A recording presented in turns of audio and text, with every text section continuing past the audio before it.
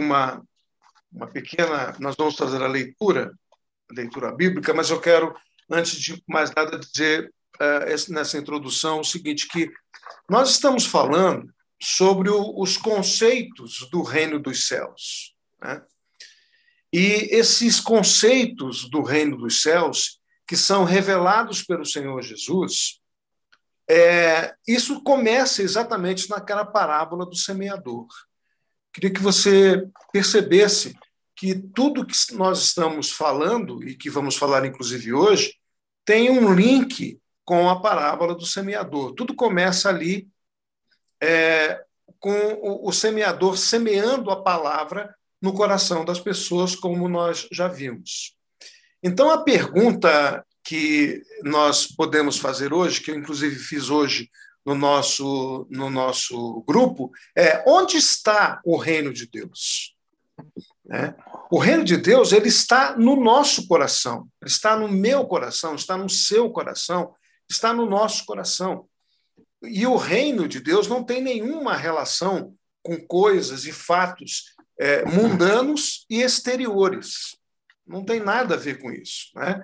Mas nós também entendemos, fazendo uma retrospectiva, que o inimigo semeou o joio, você viu isso, ele semeou o joio e transformou aquela pequena semente do reino, nós vimos isso na nossa conversa passada, transformou aquela pequena semente de mostarda num reino chamado um reino faraônico, num reino grandioso, numa grande árvore, né? E a igreja perdeu, então, né, nesse sentido, o seu caráter espiritual de reino de Jesus Cristo. Perdeu aquela característica daquelas pessoas que vivem pela fé. E a igreja acaba por se transformar, então, aquela igreja lá, a partir do 3º século, 4º, 5º, durante 1000 anos, essa igreja se transforma numa organização, numa instituição, numa propriedade do Estado imperial que trouxe e impôs ritos, tradições que roubaram o verdadeiro sentido daquele reino dos céus que o Senhor falou. Então, diante disso, eu quero que nós leiamos agora, quero que você abra sua Bíblia aí, você que está com as suas anotações. Eu gostaria agora que você abrisse sua Bíblia e nós pudéssemos ler, né, Mateus 13. Mateus 13, a partir aí do versículo 44. 13. Mateus 13, a partir aí do versículo 44 e do versículo até o versículo 46. É um trecho pequenininho, mas eu queria que nós lêssemos aí esse trecho. Então, diz assim, eu vou ler o 44, depois queria que vocês lessem até o 46, tá? O reino dos céus é semelhante a um tesouro escondido. E eu queria que você reservasse essa palavra escondido, num campo, escondido num campo. Achando um homem, escondeu-o de novo, e então, na sua alegria, ele foi e vendeu tudo que tinha e comprou aquele campo. Versículo 45, você pode ler.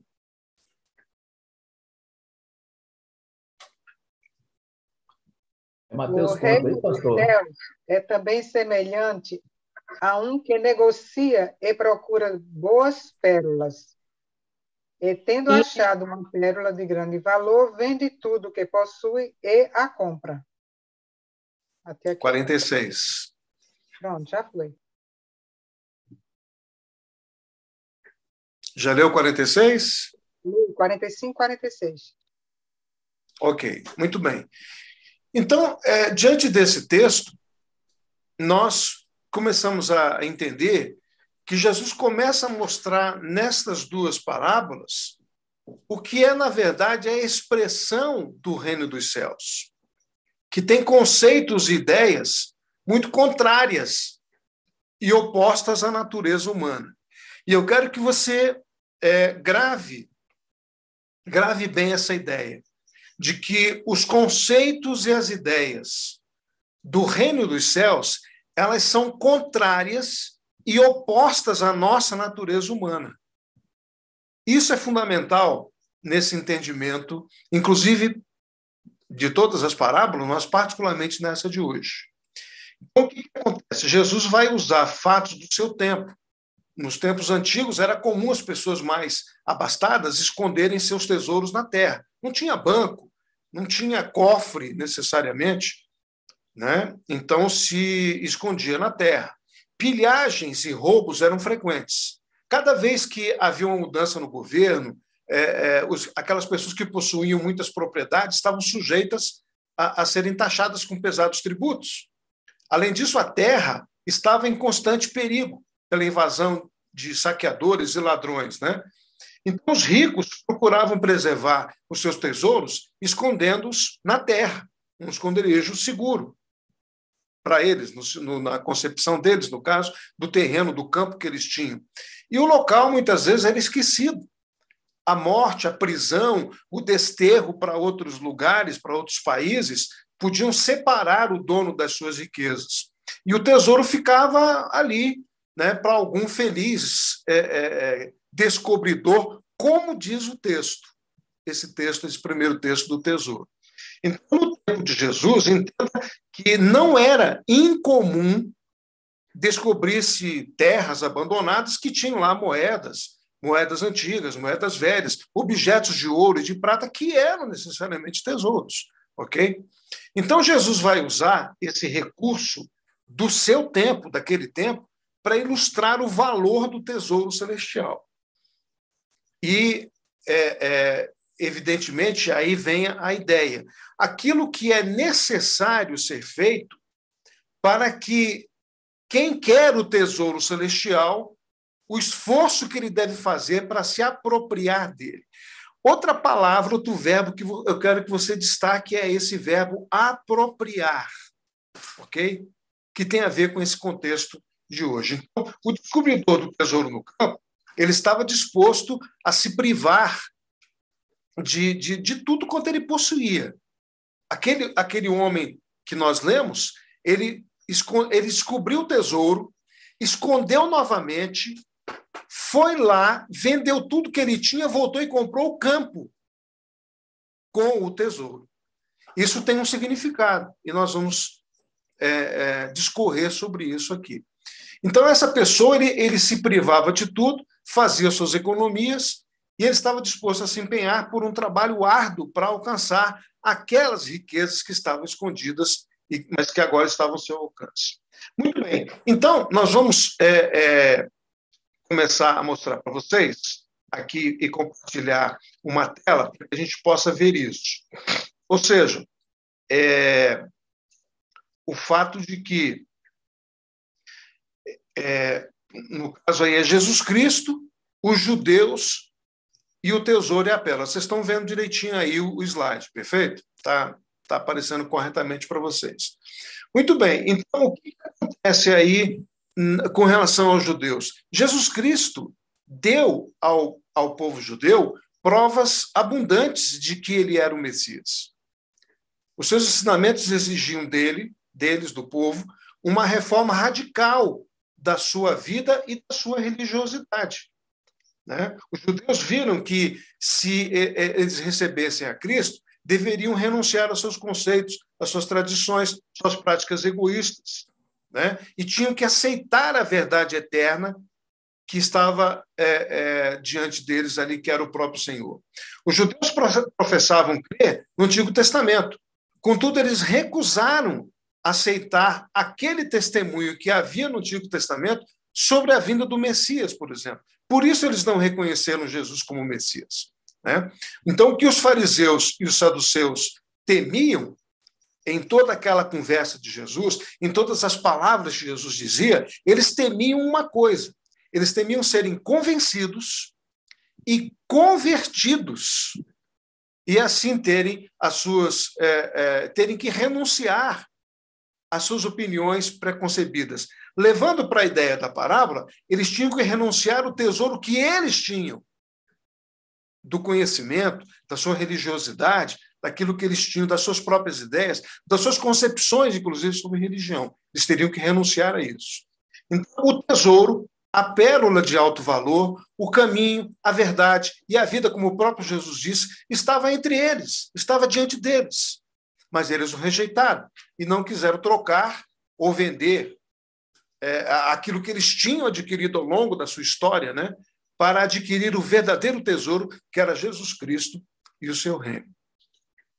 Muito bem. Então, a pergunta que nós vamos fazer é: onde está o reino, né? O que é o reino e os seus mistérios especificamente? Onde é que está o reino? O reino, ele é semelhante a esse tesouro oculto no campo. O campo é o mundo, né? O campo é o mundo. E tem aí um tesouro oculto, que não é fácil de achar. O grande desafio, então, é encontrar o tesouro. E como fazer isso nesse contexto, então, das parábolas do semeador? Tudo começa necessariamente no coração. O reino está escondido no coração. E o reino não tem nada a ver com rituais, com tradições. E por isso, muitas vezes, você vai ver nos evangelhos Jesus indo contra essas coisas. Aquela tradição de lavar as mãos, de colher espigas no sábado, de curar as pessoas no sábado. Tudo isso eram tradições que aqueles homens, que aqueles judeus tinham e que eles não queriam abandonar. Então, os mistérios do reino, necessariamente você vai entender que não significam participar, esses mistérios não significam participar de uma instituição, de um grupo secreto, de um padrão, de um modelo, de um procedimento, de uma lei. Não. O reino dos céus é uma questão de vida. É uma questão de um novo nascimento, de gerar uma nova humanidade pela semente que foi semeada no coração, que é boa terra. Por isso, aquela ligação que nós falamos sobre a parábola do semeador. Então, eu quero que você entenda uma coisa. Por mais que nós sejamos bons, tendo um caráter reto, fiel, obediente e até religioso, se tudo isso é resultado apenas e tão somente da nossa humanidade, isso não serve para Deus. Isso não serve. Então, veja, a lei de Moisés ela foi dada ao povo de Israel como o povo de Deus. E o povo teve condições de manifestar o caráter de Deus por causa daquela lei? Teve condições, sim ou não? Não. A lei veio para mostrar que o povo não teria condições de cumprir e que ele dependia do perdão de Deus, o povo dependia do perdão de Deus e não da lei necessariamente. Então, a história do povo de Israel, do povo judeu, é a repetição de quebrar a lei de Deus. A lei veio para revelar a incapacidade do homem para guardá-la. Esse foi o propósito de Deus, mostrar a verdadeira incapacidade do homem, da nossa incapacidade de guardar ou de seguir determinadas questões de lei. O Paulo, escrevendo aos Romanos, lá no capítulo 7, de 12 a 14, ele vai dizer que a lei é pura, boa e espiritual. Só tem uma coisa, o ser humano não é nada disso. Não é nada disso. Né? E ele vai complementar essa ideia, mostrando qual é a verdadeira condição do homem. Que aquelas pessoas, nós, que estamos na carne, não podemos agradar a Deus. Esse é o conceito. Né? Então, veja, onde está, então, necessariamente o verdadeiro reino dos céus? Aonde está? E aí nós vamos poder entender que o reino dos céus está oculto, está escondido como um mistério. Por isso é mistério. Por isso é mistério no sentido de mistério do reino dos céus. Porque o reino está escondido e nós precisamos encontrá-lo. Eu diria que hoje, eu e você, precisamos encontrar o reino. Porque ele está escondido como um mistério. É um tesouro escondido. É uma pérola rara que se procura e que ela está oculta no campo. O campo é o mundo. Né? Mateus 13, 38. E aí vem, talvez, uma pergunta para nós, para a gente poder começar a pensar sobre isso. Você já encontrou o tesouro do reino? Veja que o homem está arando a terra e ele encontra um tesouro escondido no chão. Quando ele encontra, ele faz o quê? Ele vende tudo, como eu disse, né? E compra aquele terreno onde está o tesouro. Por que ele faz isso? De repente, em contato com o tesouro, e aí está um ponto muito importante dessa ideia, quando aquele homem entra em contato com o tesouro, quando ele percebe, quando ele vê e percebe toda a preciosidade daquele tesouro, ou seja, do reino dos céus, ele então tem a ideia de comprar não somente o tesouro, mas comprar aquele lugar. Então, observe que ele só constatou isso em contato com o tesouro. E eu quero trazer uma aplicação para nós aqui. Pense comigo que quem fica de longe, observando o tesouro, admirando o tesouro, ainda que seja de perto, como se ele estivesse numa vitrine de um museu, sem se apropriar dele, e aí está o ponto, sem se apropriar, sem comprar, entre aspas, os ideais, as ideias, não somente os ideais, mas as ideias do reino, ele não tem a revelação do que seja de fato o reino dos céus. Você entendeu o que eu falei? Quem fica de longe, e isso se aplica a nós hoje, nas nossas comunidades de fé. Gente que fica de longe observando o tesouro. Que tesouro? O tesouro do reino dos céus. Admira, né? Observa como se estivesse num museu, numa vitrine de um museu, observando um tesouro, mas não se apropria dele, não internaliza ele para a sua mente, para o seu coração. Ele não compra, inclusive, as ideias do reino. Então, ele não tem necessariamente a revelação que aquele homem da parábola teve. Isso esclarece porque alguns dos nossos irmãos, dos crentes, não têm essa noção. Ok? Muito bem, vamos ver então o contexto da parábola da pérola de alto valor. Né? Vamos ver aqui esse contexto, deixa eu mostrar para vocês. Então,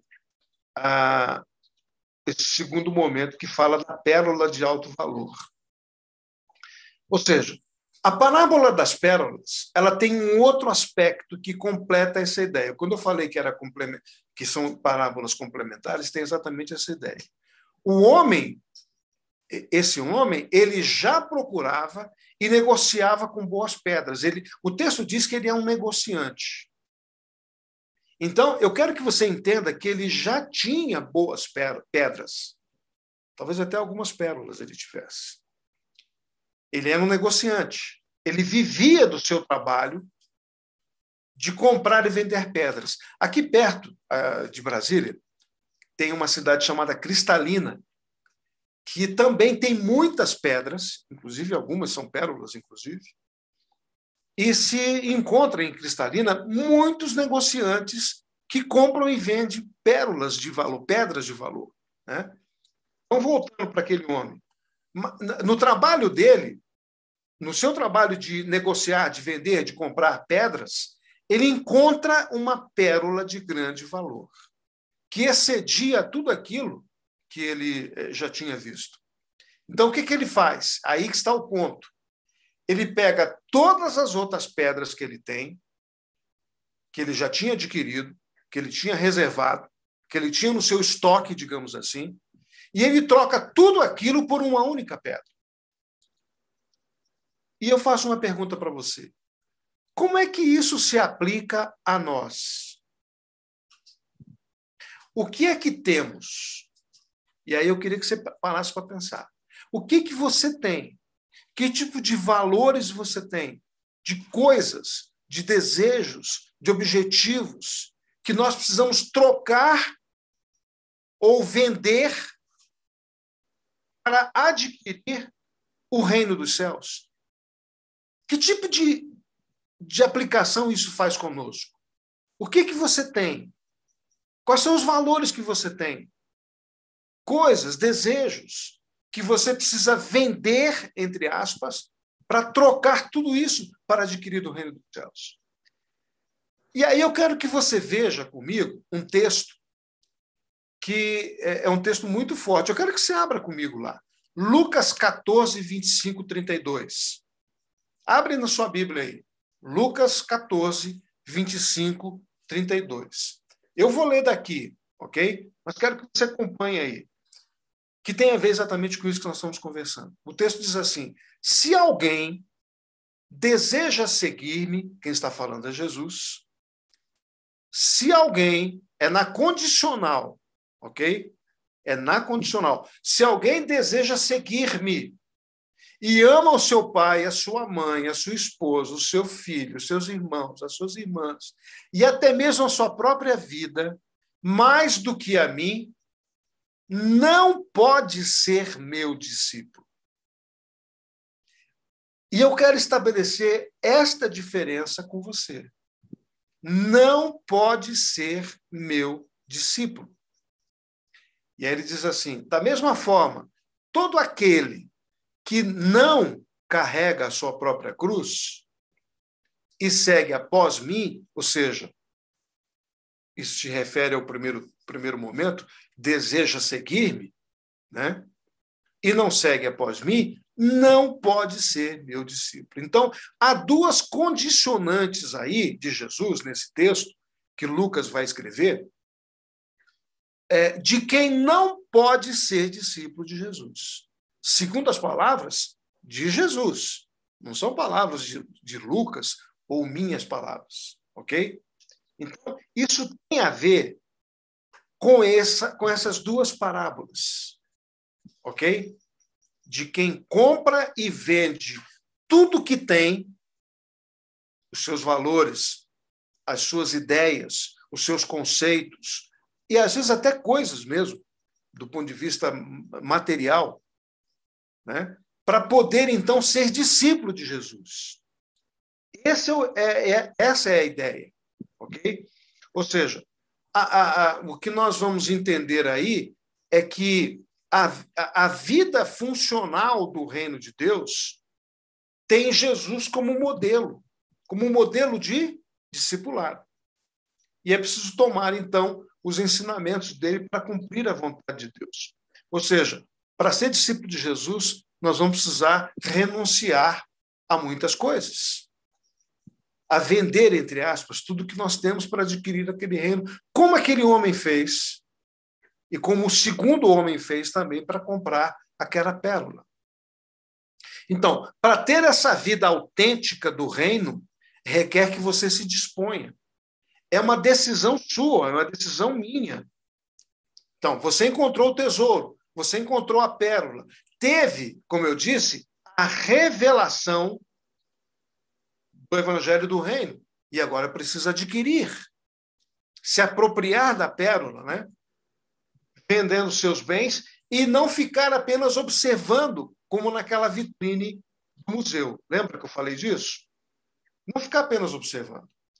Ou seja, resumindo, os filhos de Deus que querem seguir o discipulado de Jesus Cristo. Veja que aquele texto tem duas circunstâncias do se. Se você quiser me seguir. Veja que uma coisa é receber ao Senhor. Uma coisa é levantar a mão e aceitar a Cristo, digamos assim, de forma simples. Outra coisa é seguir ao discipulado de Jesus Cristo. Os filhos de Deus terão que abdicar, abrir mão de muitas coisas, como os dois homens das duas parábolas, tanto do tesouro quanto da pérola. Aí eu quero te fazer uma pergunta. Eu quero cutucar você com uma pergunta. Somos todos discípulos de Jesus? Você está me ouvindo? Você se percebe discípulo de Jesus diante do texto? Não dos conceitos que as pessoas têm por aí, mas diante do texto. Quando Jesus conta a história do homem, no versículo 28 desse capítulo 13, se você abrir aí, se você voltar lá no texto, né, das parábolas, capítulo 13, versículo 28, quando Jesus conta a história do homem, ele conta uma história de um homem que constrói uma torre, logo depois. E Jesus não dá ponto sem nó.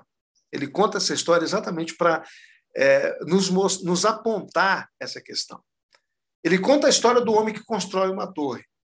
E ele diz que esse homem não faz isso, ou seja, ele não para construir uma torre sem calcular o preço. Aliás, ele conta uma outra história também, de um rei que vai para a guerra. Mas eu quero ficar nessa aqui, do homem que constrói uma torre, e ele não faz isso sem calcular o preço, sem planejar o preço de construir aquela torre. O que Jesus está dizendo? Ele está dizendo que, da mesma maneira, a decisão de se tornar discípulo de Jesus, dele, é uma decisão consciente. Não pode ser algo assim, né? Eu vou ser discípulo de Jesus amanhã, agora. Amanhã de manhã eu vou começar a ser discípulo de Jesus. Não é bem assim, não. É preciso pensar como este homem... Quem está dizendo isso? Deixa eu deixar claro. Quem está dizendo isso não sou eu. O próprio Jesus explicou isso. Olha, você quer ser meu discípulo? Vem cá. É como se você fosse construir uma casa. Uma casa. Uma casa boa. Uma torre. Você tem que planejar isso. Né? Então, é uma decisão consciente. Por quê? Porque a pessoa terá que avaliar, calcular, planejar quanto custará. Aí está o ponto. Quanto vai custar ser discípulo de Jesus? E daqui para frente nós vamos ver isso. Porque aqueles dois personagens, tanto do tesouro quanto da pérola, custou para eles. Custou muito para eles. Aquele negociante de pedras teve que vender tudo que tinha, necessariamente, para comprar a pérola de alto valor. Ele teve que vender. Talvez tenha vendido coisas por preços menores, inclusive, para conseguir o dinheiro rapidamente, para comprar aquela pedra de alto valor. Você percebe o que eu estou dizendo? Você já tinha parado para pensar nisso? Então vamos ver, por exemplo, Moisés. Moisés foi criado no Egito, filho da filha de Faraó, estava indo numa direção política e administrativa, né, para ser o sucessor no trono do Egito. Mas um belo dia ele fica sabendo que Deus o fez para ser o libertador. Deus o trouxe ali para ser libertador do povo de Israel. Só tem um detalhe, ele tinha uma outra vida. Ele tinha outras pedras. Ele tinha um outro tesouro. Você percebe? Ele tinha tesouros nele. Né? Na qual condição ele podia desfrutar das riquezas, das benesses, do poder, de herdar os bens do Egito, sim ou não? Não eram pedras preciosas? Não era um tesouro isso para ele? Sim ou não? Fala sério. Claro que era. Mas Hebreus 11, 23 vai dizer que, pela fé, Moisés, já um homem feito, encontrou, aí palavras minhas, ele encontrou o tesouro andando pelo Egito, andando na sua vida, andando pelo mundo, andando pelo campo como aquele homem. Moisés encontrou o tesouro. Que tesouro? O tesouro que estava proposto para ele. E assim ele recusa ser o faraó do Egito. E o que ele faz? Ele prefere libertar o povo e andar pelo deserto com o povo de Deus. Aí você vai perguntar, mas esse era o tesouro dele? Era esse o tesouro de Moisés? Era. Era esse o tesouro. Andar com Deus, libertar o povo e encaminhar o povo pelo deserto e fazê-lo chegar à terra prometida. Com a ressalva aqui minha, de que nem na terra Moisés entrou. Certo? Nem na terra prometida ele entrou. Muito bem. Então, eu quero te fazer uma pergunta.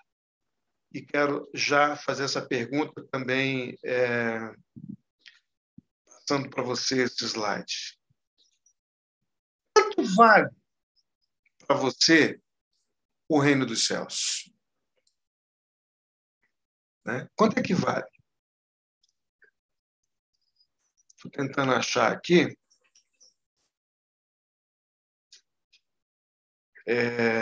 Quanto vale para você o reino dos céus?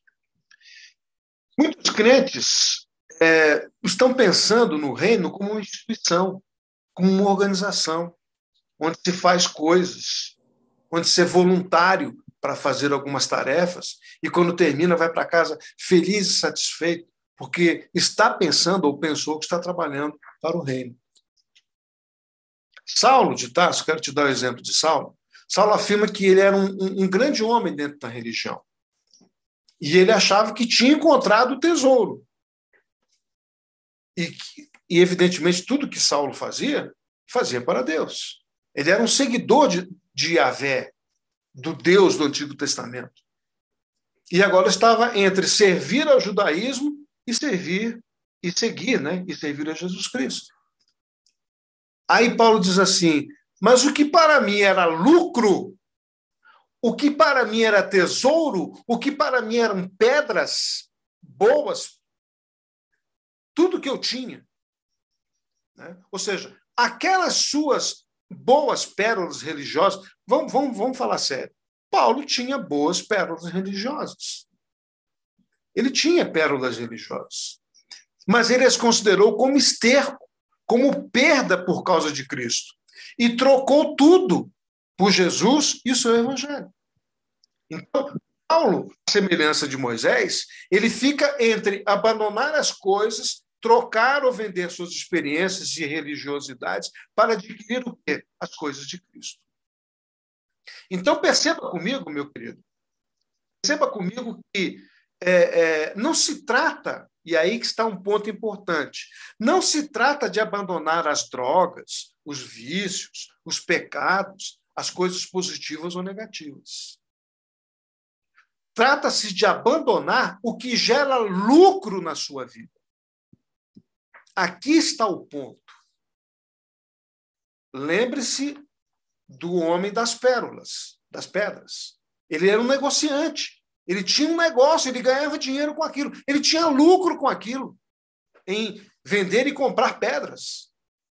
Então, se trata de abandonar não as coisas negativas, mas as coisas que geram lucro na sua vida, que são coisas boas, inclusive. Aqui é que está o ponto. Né? Ou seja, o que Moisés fez e o que Paulo também fez eles perderam coisas lucrativas. E, no nosso caso, perder coisas lucrativas, seja dinheiro, seja amizades, sejam coisas, sejam conceitos, ideias ou ideais que você tenha, e até mesmo família. Lembra que Jesus falou, lá em Lucas? Olha, se você ama mais a tua mãe, teu pai, a tua mulher, e a si mesmo.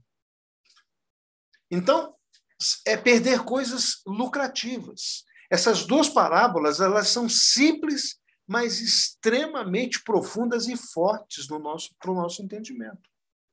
Então, perder e abandonar relacionamentos, deixar pessoas irem, para quê? Para conquistar a Cristo e ganhar a Cristo. E eu quero frisar esse ponto.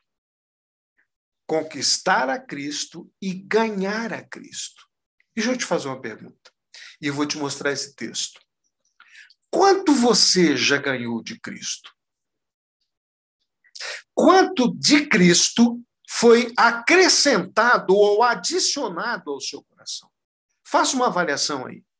Quanto foi acrescentado ao seu coração? Quanto é que de Cristo foi acrescentado em você? Quanto você ganhou de Cristo? Não por coisas que você fez, mas quanto ele fez e está presente agora, hoje, na sua vida. As pessoas são levadas, nós crentes, nós cristãos, né? Somos levados a fazer eventos, congressos, correr de um lado para lá e para cá. Coisas feitas como se fosse para Deus. Mas eu quero que você abra comigo, esse texto é fundamental nesse entendimento. Abre comigo Filipenses 3, 7 a 10. Abre aí, vou tomar uma aguinha aqui enquanto você abre aí. Filipenses 3, 7 e 10.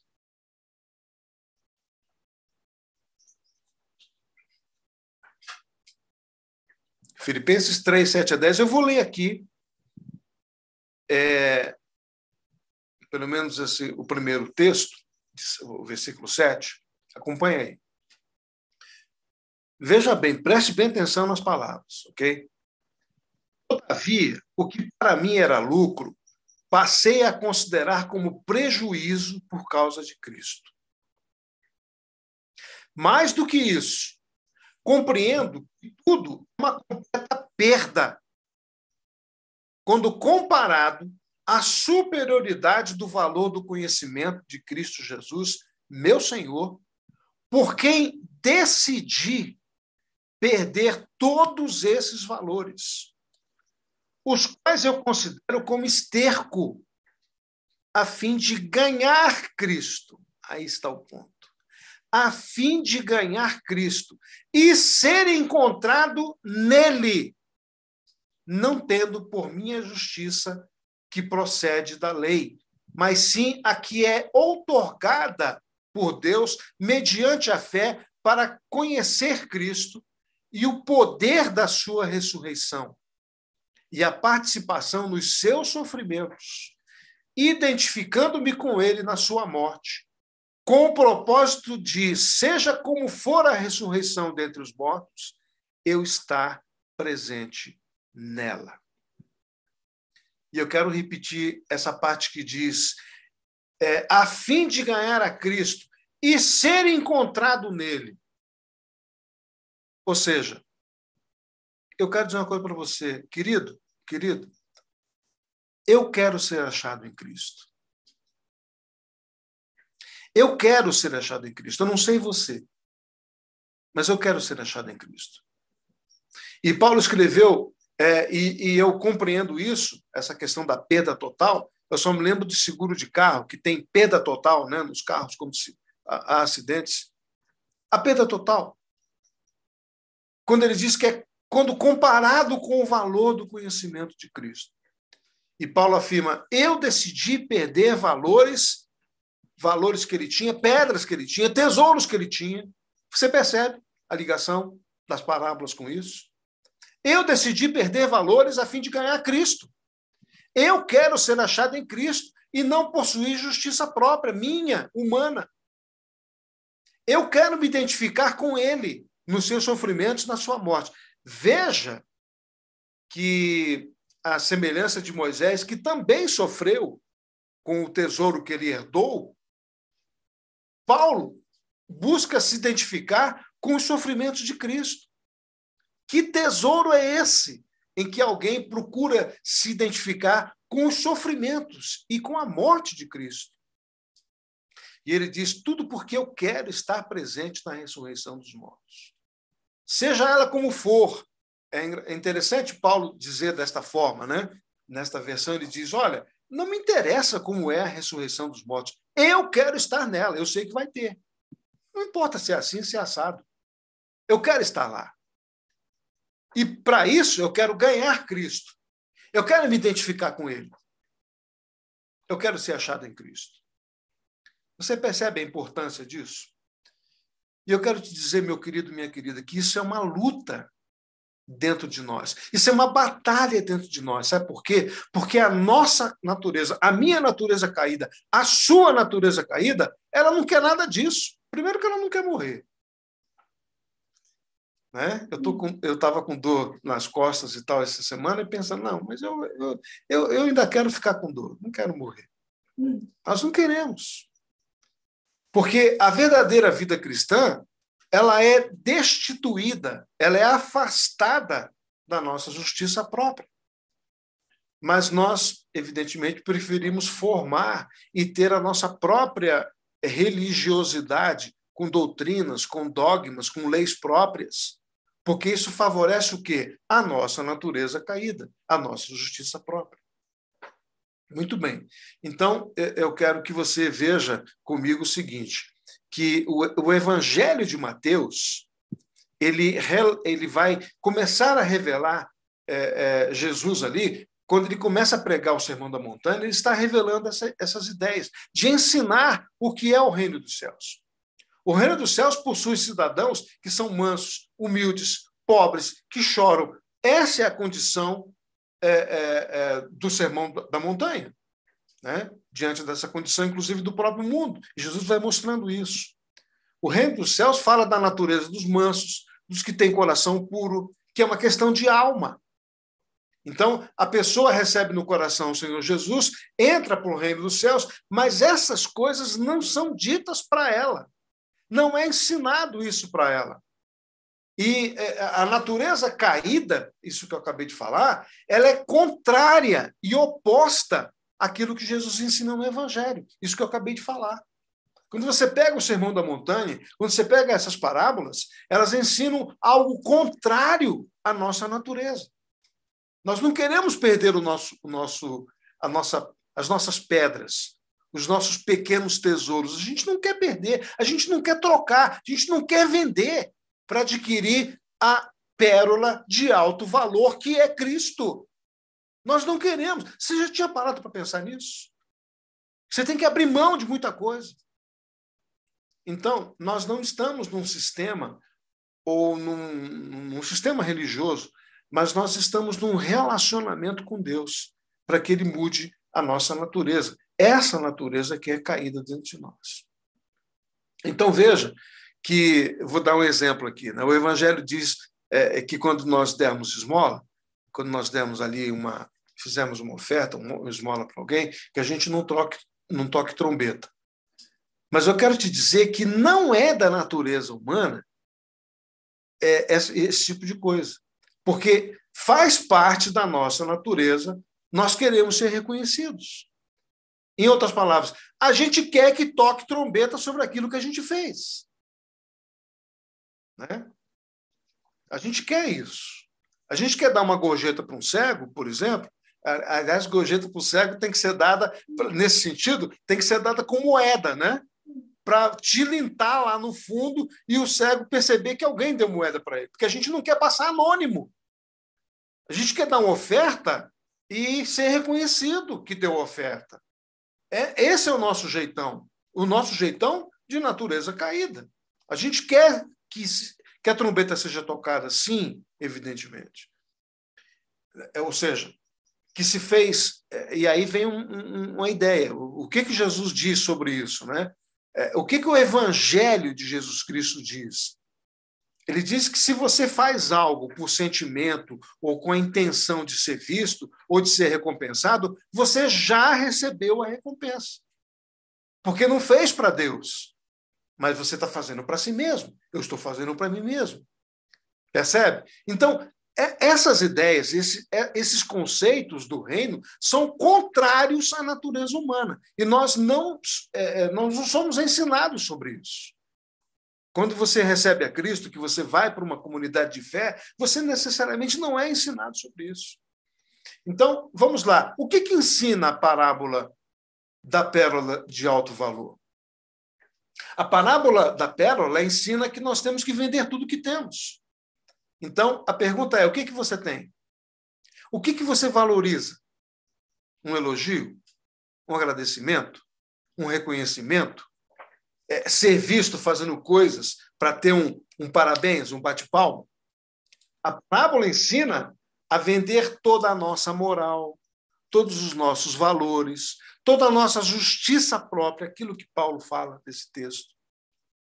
A parábola nos ensina a jogar fora tudo isso e ser despido de qualquer orgulho, vaidade pessoal ou pretensão, né? E reconhecer o quê? Que nós somos necessitados da glória de Deus. E aí sim, sermos encontrados em quem? Em Cristo. Por isso que Paulo fala aquilo. Eu quero ser encontrado em Cristo, sem justiça própria minha, sem reconhecimento em mim mesmo. É isso que Paulo está falando, em consonância com essas duas parábolas.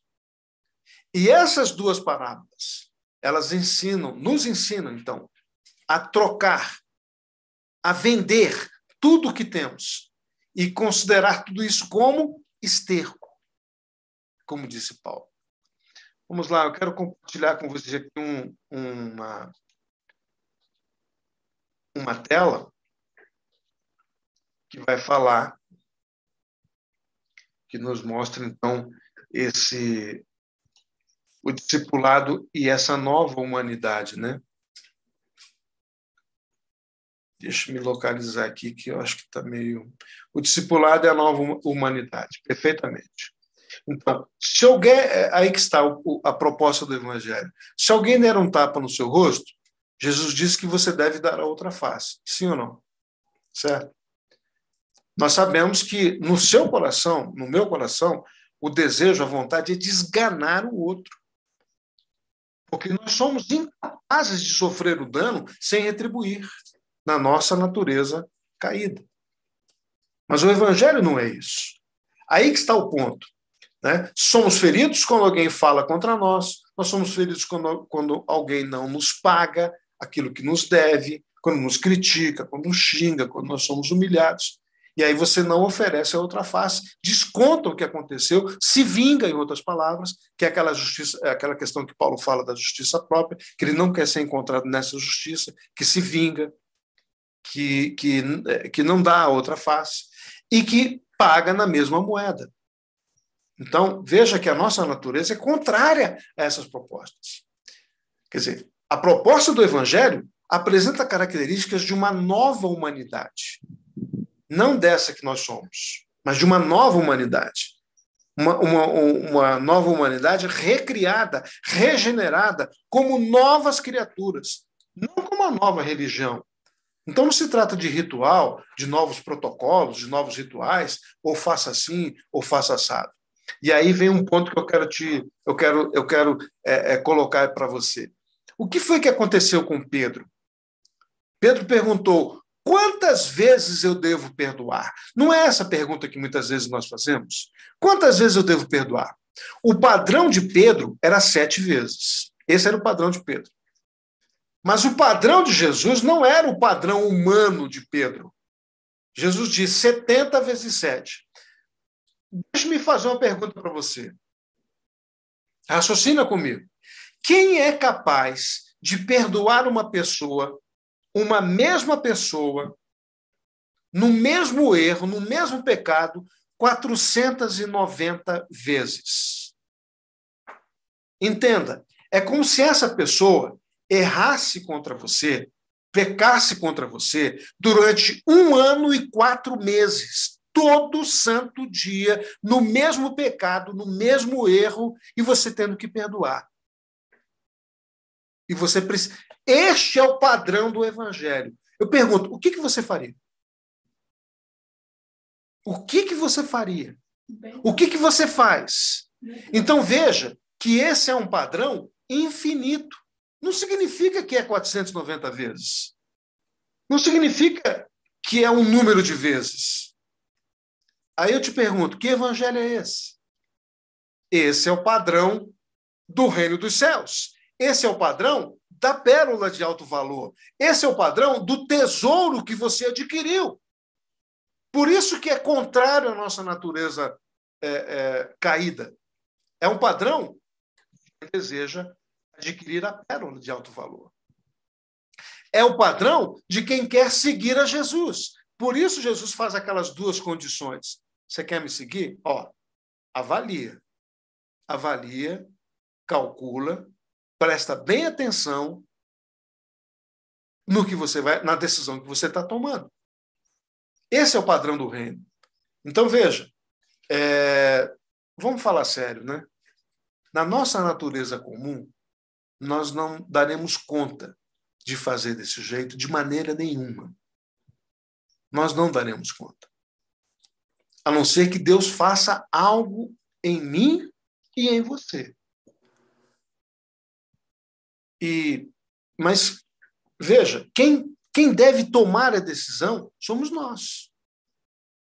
Considerando se nós desejamos ou não o discipulado de Jesus Cristo. Esse é o ponto. Ou seja, tendo aquele conhecimento que o preço é alto.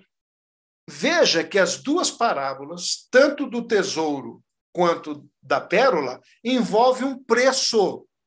Tem um preço a pagar. E o preço é alto. É preço de pérola de alto valor. É o preço de vender tudo o que tem. para pagar o preço de adquirir o tesouro. Ou seja, um alto preço, inclusive de abrir mão de você mesmo. De você mesmo. E aí nós vamos voltar naquele texto, no texto correlato, né, de Mateus. Abre aí Mateus 10, 37 e 38, que é um texto correlato de Lucas. Mateus 10, 37 e 38, que diz: se alguém ama seu pai, mãe, filho mais que a mim, não é digno de mim. É um outro fraseado, mas que a ideia é a mesma. Quem ama seu filho ou sua filha mais do que a mim, não é digno de mim. Quem não toma sua cruz e não me segue, não é digno de mim. Aqui está colocado por Mateus a questão da dignidade do reino. Percebe? A dignidade do reino que tem essa pérola de alto valor que é Cristo e do tesouro que é Cristo. É a dignidade do reino que está em jogo. Percebe? Então, se você decidir no seu coração e disser: eu quero te conhecer, Senhor, eu abro mão de tudo que tenho, do que sou e do que faço. Às vezes a gente canta isso, né? Tem músicas que nos levam a cantar exatamente isso. Eu quero ter a libertação verdadeira do pecado e te conhecer.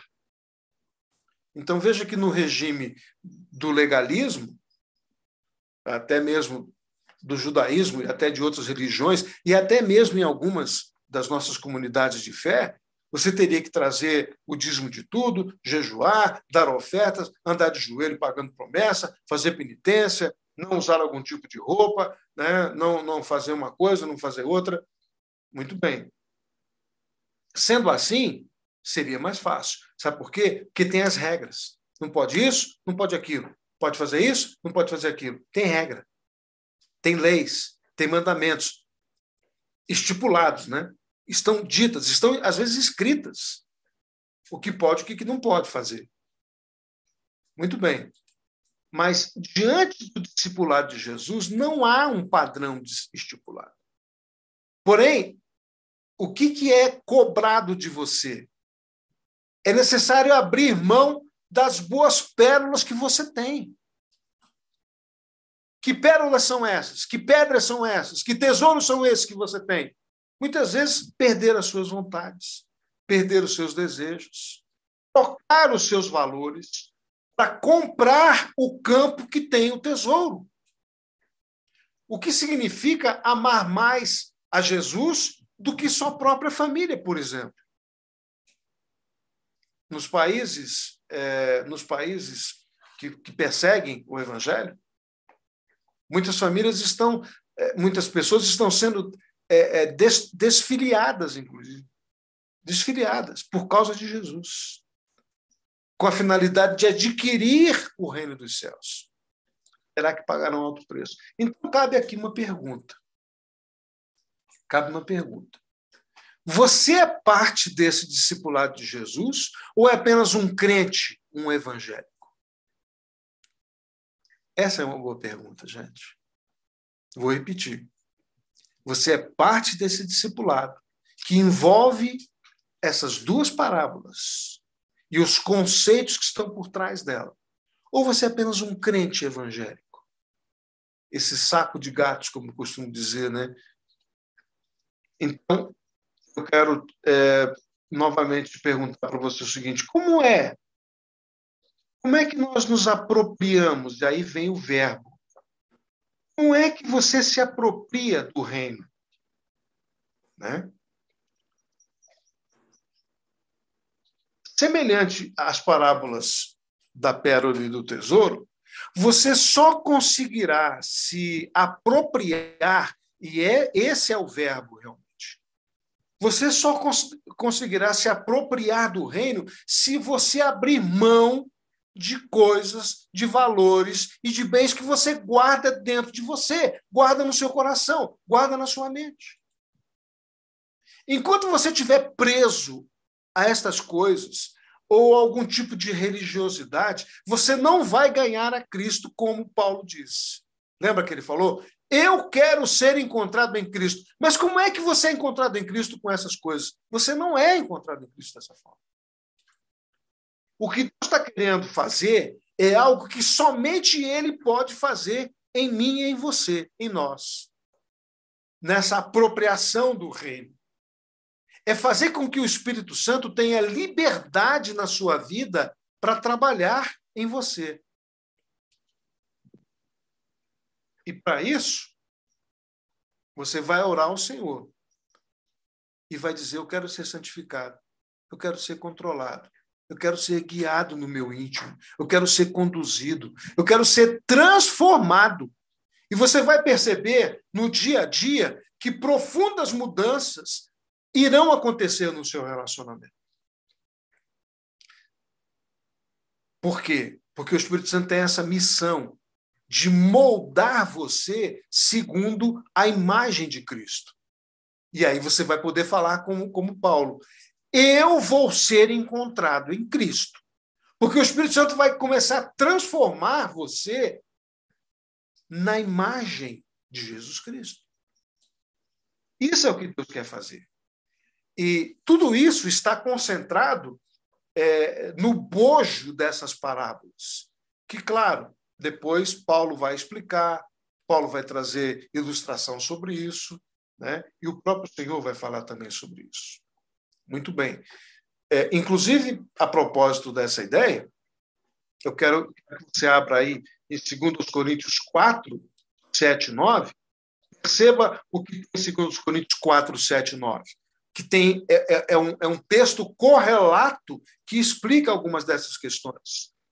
Né? O texto de 2 Coríntios 4, 7 9 fala assim: temos, porém, este tesouro em vasos de barro. Veja que Paulo faz um jogo de palavras aí com tesouro e com vasos de barro.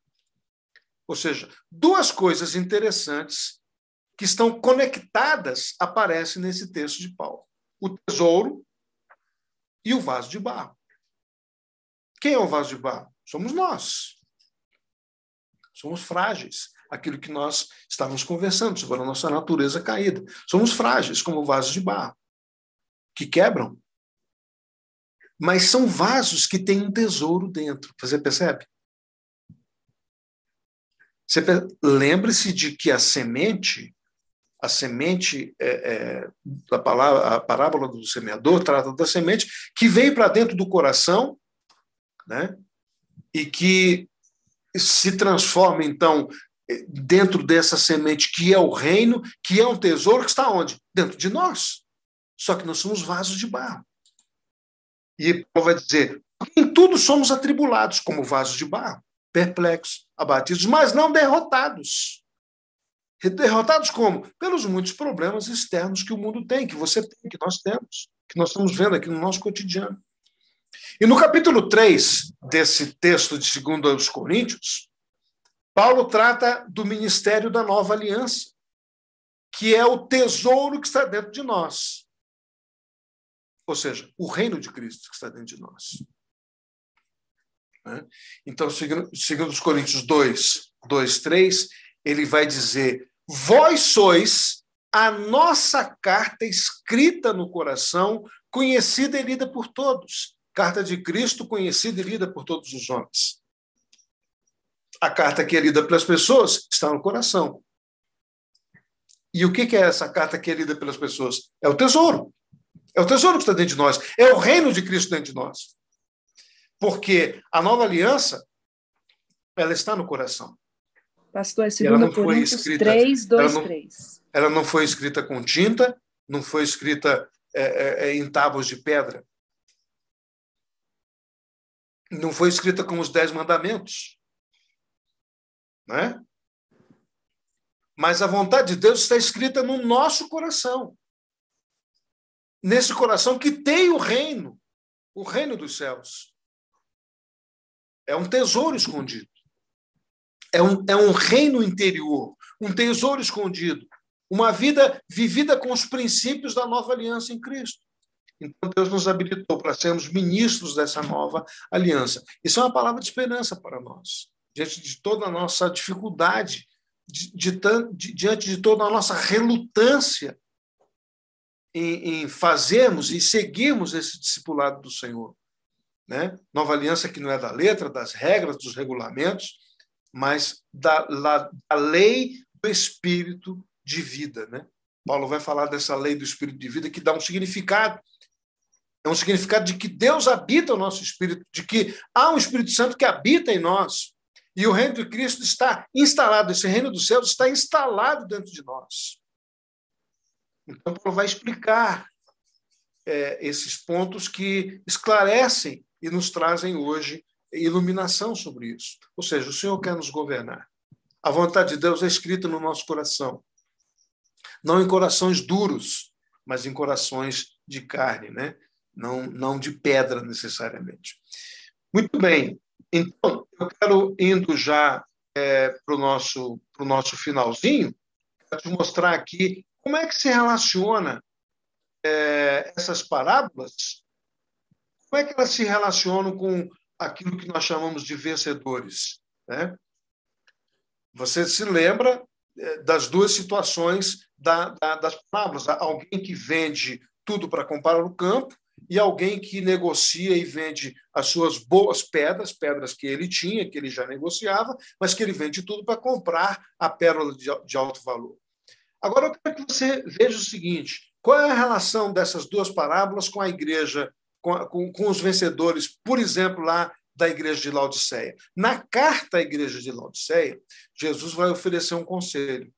E nesse conselho tem uma compra, uma aquisição, uma troca e o abandono de coisas que não são do reino dos céus. Então, leia comigo, vá lá em Apocalipse, leia comigo Apocalipse 3, versículo 18. Veja aí o que ele diz. Você que abriu, aproveita para você ler, então. Apocalipse 3, versículo 18. Leia esse texto, por favor.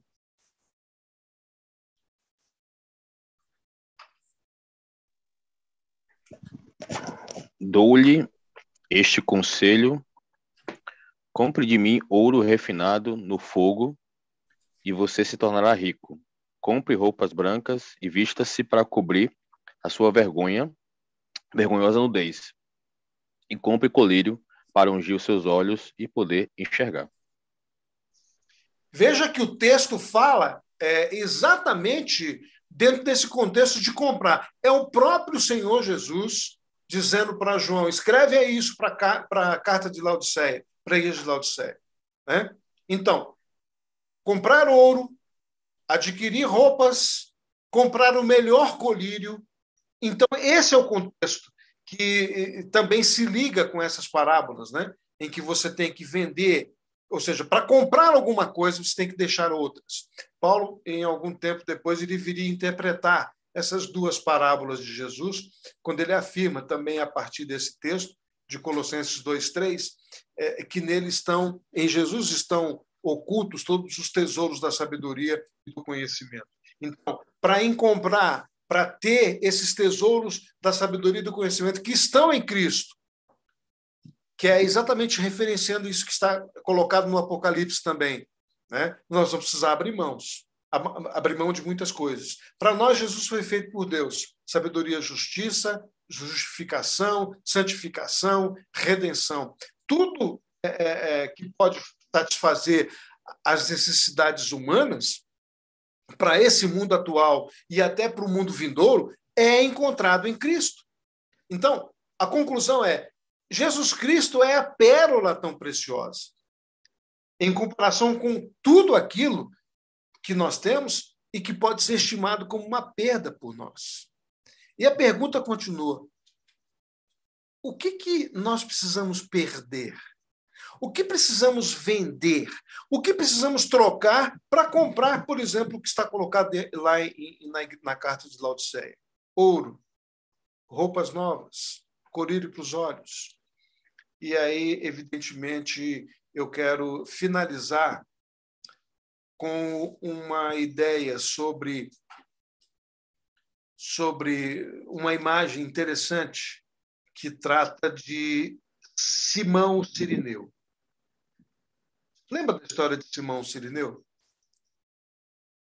Aquele homem que ajudou a carregar a cruz de Jesus? Simão Cirineu era apenas um homem, como cada um de nós, uma pessoa comum, um pecador perdido, condenado, incapaz de pagar os seus próprios pecados. Era apenas um observador naquela multidão ali, vendo aquele triste cenário onde Jesus caminhava pela via dolorosa, indo em direção ao Gólgota para a crucificação. Cada um de nós, à semelhança de Simão, como é que nós vamos reagir diante da cruz? Veja que a história de Simão é interessante nesse sentido, né? Porque nós estaremos dispostos a trocar as nossas vidas, os nossos prazeres, as nossas vontades, os nossos objetivos e carregar a cruz do discipulado de Jesus, assim como Simão. Nós vamos fazer como ele, que foi obrigado a carregar a cruz e carregar a vergonha e o opróbrio dos homens pela causa de Jesus Cristo. Veja que o desafio nosso hoje, o nosso desafio é trocar, vender os nossos valores humanos, os nossos ideais, para adquirirmos a pérola de alto valor, que é Cristo, e o tesouro do campo, e comprar o campo, que é o próprio Cristo. Esse é o nosso desafio. Essa é a nossa condição. Eu quero, nesse momento, que nós estamos concluindo, dizer para você que é no Senhor Jesus que estão escondidos todos os tesouros da sabedoria e da ciência, como diz Paulo em Colossenses 2:3. E que para nós ele é feito por Deus, sabedoria, justiça, santificação e redenção. Nesse momento que nós estamos encerrando, queria que você fechasse seus olhos e pensasse nesse momento para a gente poder refletir nessas duas parábolas. O que você está disposto a trocar? O que você está disposto a vender da sua vida para alcançar aquele discipulado? Aquelas duas condições que Jesus colocou. Você quer ser meu discípulo? Calcule bem, pense bem. O que você está disposto a trocar? O que você está disposto a abandonar? O que você está disposto a abrir mão na sua vida? Algum prazer, algum direito que você se acha no direito de ter? Algum valor, alguma vontade, algum desejo, algum objetivo de vida? Para carregar a cruz do discipulado, como Simão Cirineu, que acabou por estar ali tendo, no caso dele, ele foi obrigado. Mas nós cremos que Simão acabou se convertendo ao Senhor Jesus, vendo aquela situação ali. Então, esse desafio é o desafio de hoje, dessa troca, dessa venda, desse abandono que nós teremos que fazer. Vamos orar?